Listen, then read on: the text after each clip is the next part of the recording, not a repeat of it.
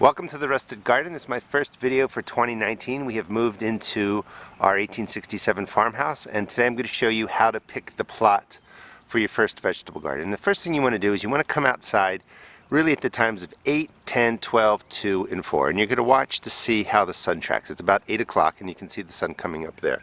A couple of tools you can use is you can go online and look up satellite photos of your property. I don't know how well you can see this, but I am on Instagram.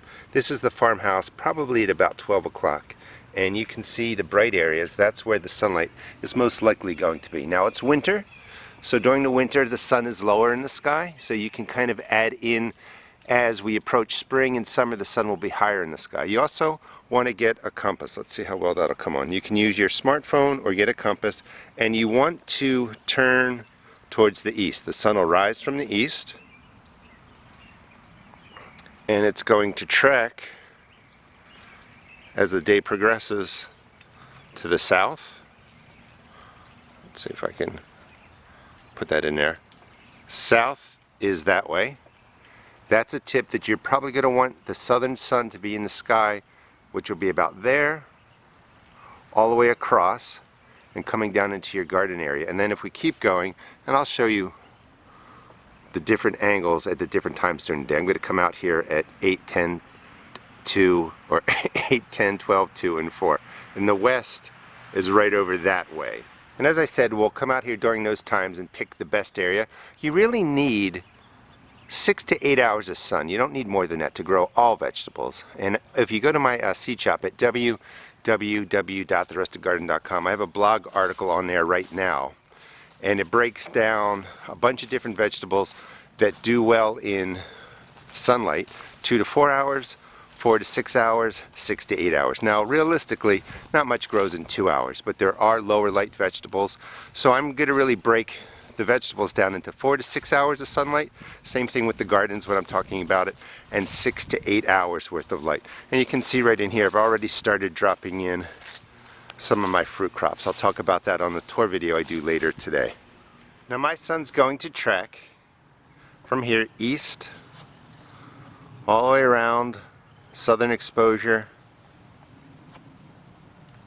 and it's going to settle over there in the west. And you can see that I have trees. Remember, because it's winter, there's no leaves on the tree. As you're doing this, you're going to have a lot more sunlight showing than you will in the summer because there's no leaves on the trees. But when the leaves come on the trees, the sun will also be higher, and my sun's going to be up there. And that's going to give me this whole space from about there, where you see some of the sunlight, all the way through here for my gardens. And that's going to be plenty of space. And again, we're going to be worrying about getting somewhere from 4 to 8 hours of sunlight, and I'll show you how to grow all different vegetables in the various amounts of light.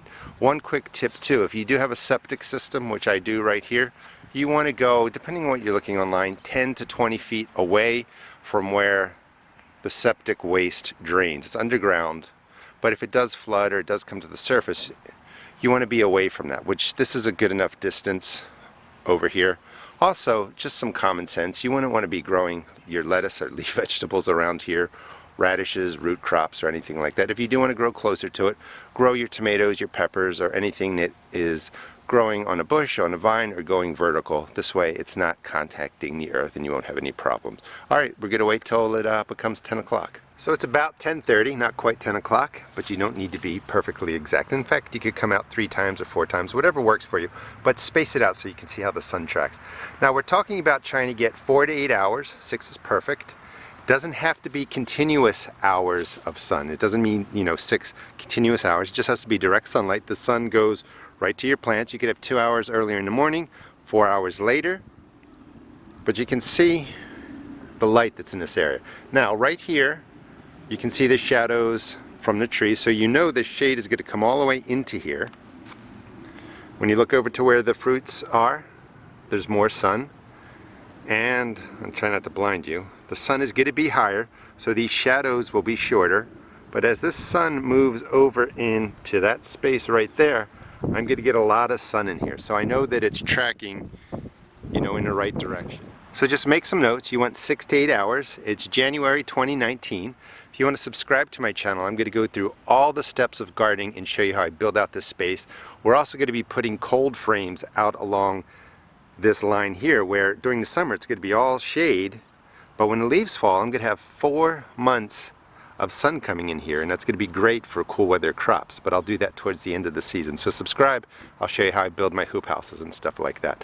But again, 6 to 8 hours. Jot down some notes so you know where to drop your beds, and you really don't want more than 8 hours of sun. Come July in my area, I'm in Maryland Zone 7, that sun beating down on my garden really causes problems. So 6 to 8 hours, some shade is okay. So it's about 11 o'clock, and I just wanted to show you the angle from inside my house down to where the fruit garden is. You can see that there on the left.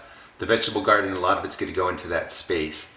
In the winter, because we're tilted away from the sun, the shadows are longer. So when summer approaches, we tilt back towards the sun, and those shadows from those trees, because the sun is higher, are going to be further back towards the tree. So more sun is going to be going into that area. So just keep that in mind. If you're doing this in winter, really add for shorter shadows when you're planting your garden. If you're doing this in spring or later into the spring when summer is approaching, you're going to pretty much have the kind of sun you'll have for the growing season.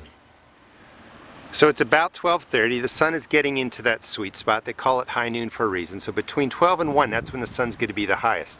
So right in there, tracking all the way across this way, I'm going to get 2 or 3 hours of full sun coming in here. Again, other parts. So you want to add up the number of hours you get, and you want about 6 hours of direct sun. I can tell a sweet spot's going to be right in there for tomatoes and peppers that need more. And the reason that you do this, because I was a little bit surprised, is the space over there is going to be great for tomatoes and peppers too, and I'll plant other things in between here.